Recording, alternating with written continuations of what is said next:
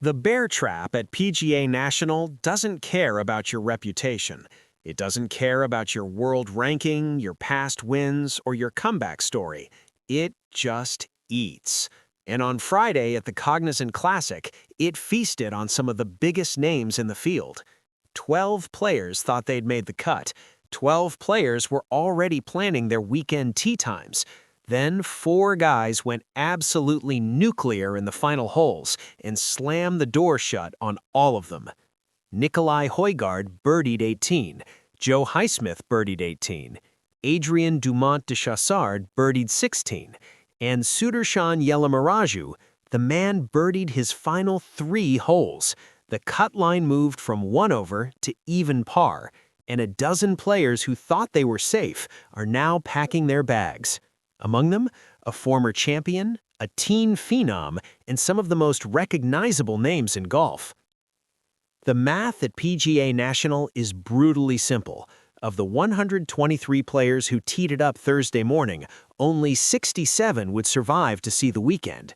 Everyone else, packing their bags Friday night. What made this year's cut line so painful wasn't just the number, it was the timing. For most of Friday afternoon, the cut sat at 1 over par. Players finishing at even thought they were safe. They signed their cards, did their interviews, started thinking about Saturday tee times. Then the late groups finished. Nicolai Højgaard birdied 18. Joe Highsmith did the same moments later. Adrian Dumont de Chassard stuffed one close at 16 and cashed it in. And Sudarshan Yelamaraju, the man went absolutely nuclear. Birdies on his final 3 holes, slamming the door shut on a dozen players who thought they'd made the weekend. The cut line moved from 1 over to even par. Suddenly, Lanto Griffin was out. Michael Thorbjørnsen was out. Doug Ghim was out. 12 players in total saw their weekends disappear in the span of about 20 minutes. That's golf, as they say, but that doesn't make it hurt any less. The final cut number ended up at even par, 67 players advancing, 56 going home. Last year, the cut was 5 under. This year, the bear trap reminded everyone why it's still one of the toughest stretches on tour. Chris Kirk knows what it feels like to hold the trophy at PGA National. In 2023, he stood on the 18th green, arms raised, the Cognizant Classic trophy gleaming beside him. It was the moment that announced his comeback, not just from golf struggles, but from the alcoholism that nearly destroyed his career. He'd taken a leave of absence in 2019, entered treatment, and fought his way back to the winner's circle. That victory was supposed to be the beginning of a new chapter. 2 years later, on a Friday afternoon at the same course where he'd made his greatest memory, Kirk found himself fighting just to see the weekend. Thursday started promising enough. Through 12 holes, he was cruising at 3 under, looking every bit like the champion he is. The swing was smooth, the putter was working, everything felt right. Then it all fell apart. What followed was a statistical nightmare. Kirk went 15 consecutive holes without a birdie. 15 holes. That's nearly 2 full rounds of golf without a single red number. In that stretch, he made 10 bogeys across 36 holes, turning a promising start into a full-blown collapse. The numbers tell the story. Friday alone, he ranked 121st in proximity to the hole, meaning his approach shots were consistently farther from the pin than almost anyone in the field. He lost 2 full strokes to the field on the greens. When you're not hitting it close and you're not making putts, there's no place to hide on a course like PGA National. By the time he reached the 18th hole on Friday, he had one last chance. Standing over his eagle putt, knowing a birdie would at least give him a chance at the weekend, Kirk pulled the trigger. The ball tracked toward the cup, looked like it had a chance, and slid right past. He tapped in for birdie, signed for a 70, and waited.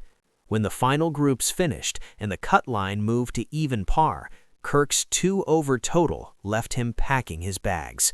The 2023 champion, the man whose comeback story inspired so many, was heading home early. For a player who has been so open with his struggles, both on and off the course, this one stung. Kirk has never hidden from his past. He's talked candidly about his battle with alcoholism, his time in treatment, and the work it takes to stay sober. He's used his platform to help others, becoming one of the most respected voices on mental health in the game. But golf doesn't care about your story. It only cares about your score. The missed cut drops him to 33rd in the FedEx Cup standings, a far cry from the top 10 position he held after his win at the Century in January.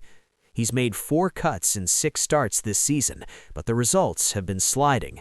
A T59 at Pebble Beach, a T54 at Phoenix, now this. The good news? Kirk has been here before. He knows what it takes to fight back. He's done it more times than most.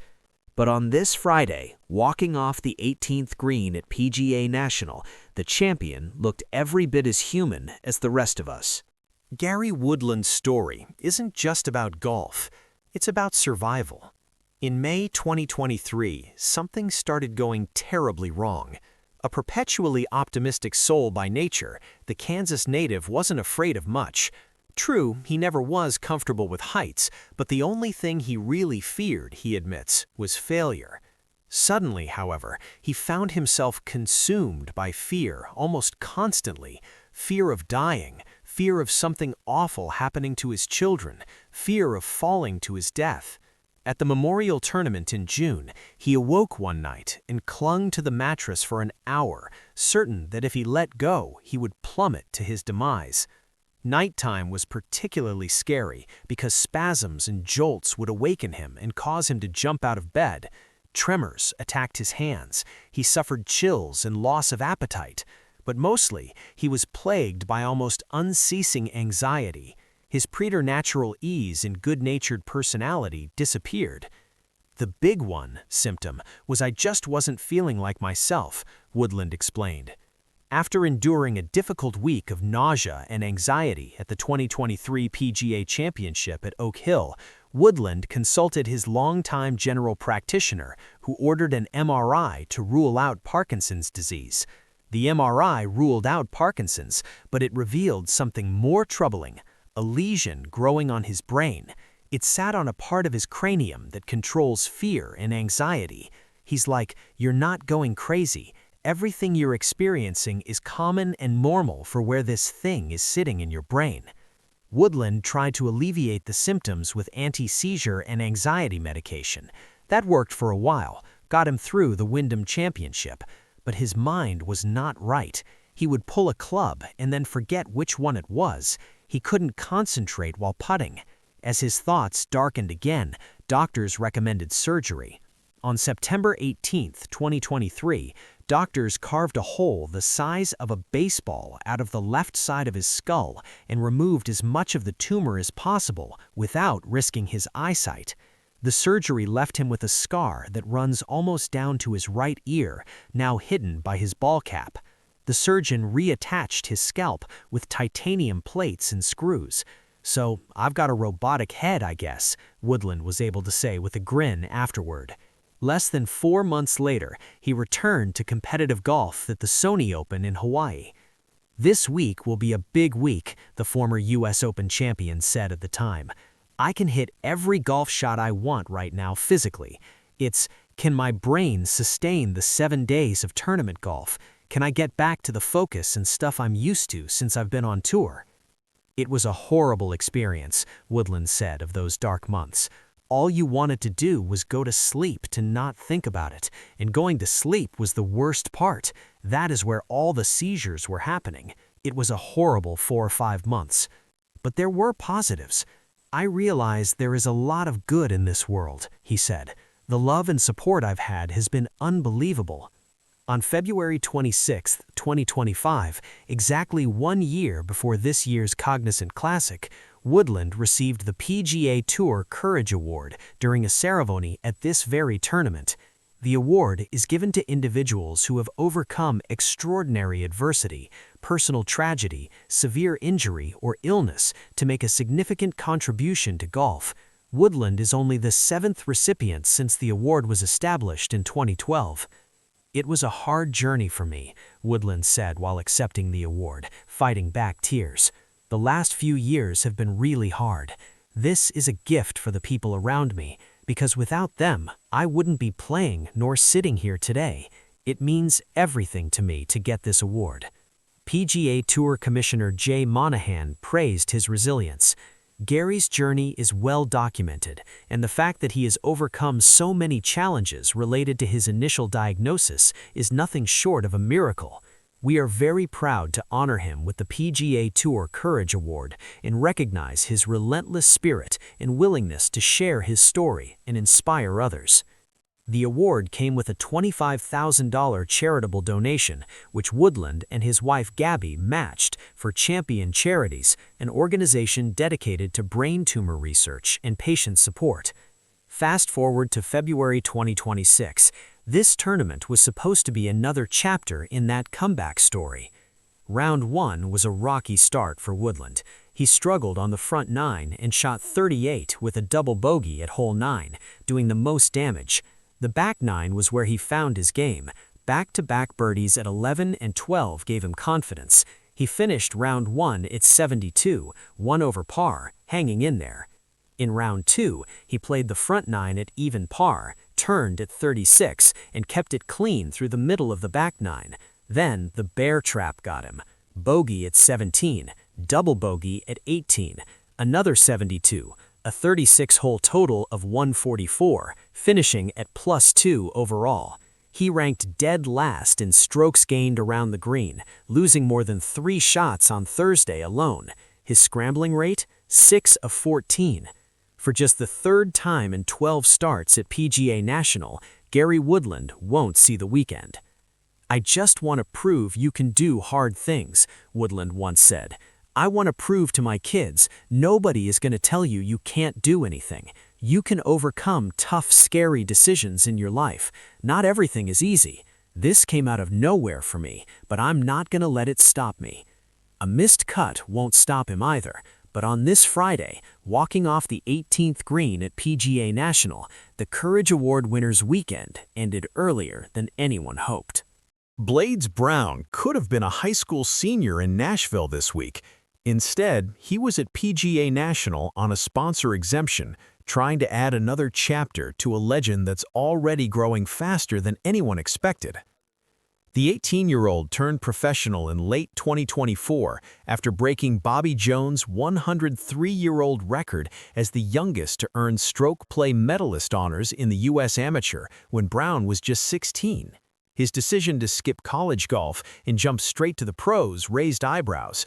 His performance since has silenced every skeptic. Just 5 weeks ago at the American Express, Brown did something that hadn't been done in PGA Tour history. He fired a bogey-free 12 under 60, shattering the Nicklaus tournament course record of 61, previously held by players like Ricky Fowler. He became the youngest player ever to shoot 60 or lower on the PGA Tour. Here's the part that makes it truly unbelievable. That historic round came just 48 hours after finishing a Korn Ferry Tour event in the Bahamas. Brown tied for 17th at the Bahamas Great Abaco Classic on Wednesday, then raced across the Caribbean to California, arriving Wednesday evening. No practice rounds, no time to adjust, just pure talent and ice-cold nerves. "I arrived here around 8 p.m. Wednesday night," Brown told Golf Digest at the time. "Got some Panda Express, got some groceries, slept, started sleeping at 10, then woke up at around 5, got here a little early to make a couple putts because, it was blowing 30 the entire way in the Bahamas, and then you get here, and then it's perfect." That round put him tied atop the leaderboard at 17 under with world number 1 Scottie Scheffler. A teenager and the reigning world number 1 had never shared a lead after any PGA Tour round. The closest was Tiger Woods in 19-year-old Sergio Garcia at the 1999 PGA Championship. Scheffler, when asked about the teenager sharing the lead with him, offered perhaps the ultimate compliment. "These kids coming out, they know they gotta come out and make some birdies," Scheffler said. I think when you're coming out young, you don't have as much scar tissue as the guys that are a little bit more seasoned, and you just come out, and if you want to make a name for yourself, you gotta put up some good scores. Brown's final putt on the 18th hole at the American Express missed by half an inch away from becoming just the 15th player in PGA Tour history to shoot 59. He settled for 60, which was still historic. Fast forward to PGA National. This week started rough for the phenom. Thursday, he opened with a 75, digging himself a hole that would be difficult to escape. But Friday was a different story. Brown rattled off 4 consecutive birdies on the front 9, 5 total for the round. The kid was on fire, showing exactly why he's considered one of the brightest young talents in the game. But 3 bogeys sprinkled in kept him from climbing all the way back. Then came the killer. A double bogey 7 on the par 5 18th hole ended any hope of making the weekend. Total 147, 5 over. The bear trap claimed its youngest victim. Despite the missed cut, Brown walked away with more lessons. At 18, that's all you can ask for. Entering this week, he had earned $199,491 on the PGA Tour while making 5 of 10 cuts. Those numbers will only grow. Before the tournament, Brown reflected on playing with Scottie Scheffler at the American Express. His words reveal the mindset of a player who isn't just happy to be here, he's studying, learning, preparing. I cannot possibly say enough positive things about Scottie Scheffler. He made me feel so cool. There had to have been 10,000 to 15,000 people following our group, and then to just see how good he really is inspired me to be that much better. It was a great learning experience. The bear trap got him this time, but if history is any guide, Blades Brown will be back, and next time, he might just be the one slamming the door on everyone else. Gordon Sargent arrived at PGA National with a resume that turns heads. PGA Tour U-grad, ranked 32nd on tour in strokes gained off the tee, with a 313.2-yard average drive. The kind of talent that makes scouts drool and analysts predict future stardom. But talent doesn't guarantee cuts. Sargent missed by 1 stroke on Friday. A second-round 2 over 73 sealed his fate, leaving him at even par for the tournament, 1 agonizing shot above the cut line that moved late in the day. The driver, usually his weapon, turned on him when he needed it most. He hit just 4 of 14 fairways on Friday, leaving himself in jail more often than not. He bogeyed number 6, his 15th hole of the day, and couldn't find a birdie on the final 3 holes when he needed it most. It's been that kind of season. Actually, it's been worse than that. Sargent has now missed 5 of his last 6 cuts dating back to November. Farmers Insurance Open, MC. The American Express, MC. Sony Open in Hawaii, MC. The RSM Classic, MC. The Wyndham Championship in August, MC. The 3M Open in July, MC. The Procore Championship in September, MC. His only finish of any kind in the last 6 months came at the Worldwide Technology Championship in November, where he tied for 63rd. Not exactly a number that moves the needle. He's still searching for his first paycheck of 2026. The advanced stats tell the story of a player whose pieces aren't fitting together. He's losing nearly 2 strokes on approach shots this season, ranked 172nd on tour, with a staggering negative 1.934 strokes gained approach the green. That's not just bad, that's among the worst on the entire PGA Tour. He's losing 3/4 of a stroke putting, ranked 145th. He's ranked 163rd in putts per round at 30.43, and he's only breaking par 21.43% of the time, 141st on tour. The numbers are brutal. The driver, his signature weapon, has kept him afloat with a .446 strokes gained average, 32nd. But golf is more than one club, and right now, the rest of his bag is actively sabotaging his weekends. We've all been there, a veteran observer might say. The game humbles you. But for Sargent, this stretch has gone beyond humble. it's becoming existential. The irony is that the talent is undeniable.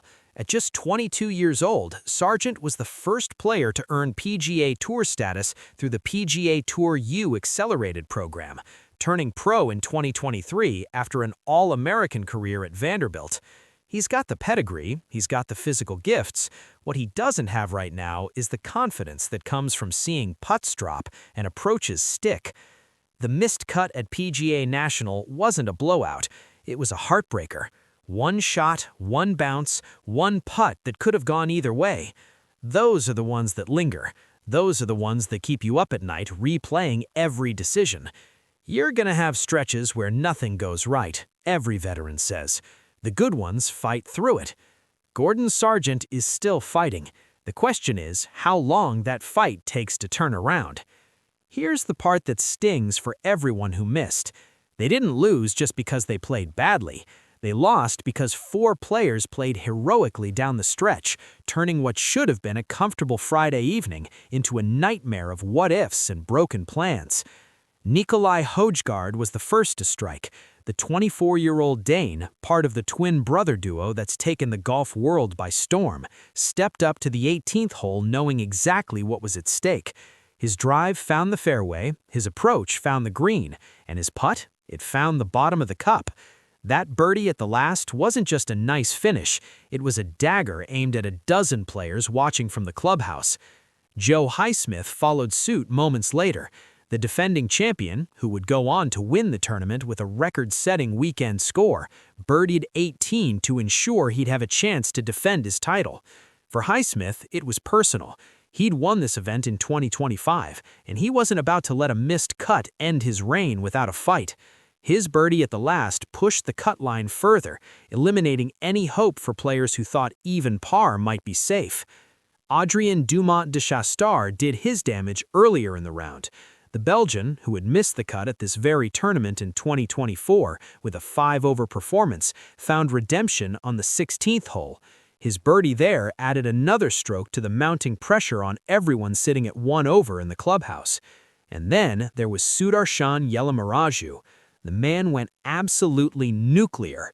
Birdies on his final 3 holes. Not 1, not 2, 3 consecutive birdies to close his round, slamming the door shut on a dozen players who thought they'd made the weekend. It was the kind of finish that defines careers and ruins weekends. Their late-round heroism moved the cut line from 1 over to even par. Suddenly, Lanto Griffin was out, Michael Thorbjornsen was out, Doug Gim was out. 12 players in total saw their weekends disappear in the span of about 20 minutes. That's golf, as they say, but that doesn't make it hurt any less. The final cut number ended up at even par, 67 players advancing, 56 going home. Last year, the cut was 5 under. This year, the bear trap reminded everyone why it's still one of the toughest stretches on tour. For the heroes who moved the line, this Friday will be remembered as the moment they seized their opportunity. For the dozen players left on the wrong side, it'll haunt them until the next tee time. That's the beauty of the cut line. It doesn't care about your feelings, your history, or your excuses. It just draws a line. And on this Friday at PGA National, 4 players made sure that line was drawn exactly where they wanted it. For more coverage of the biggest stories in golf, subscribe and hit the notification bell.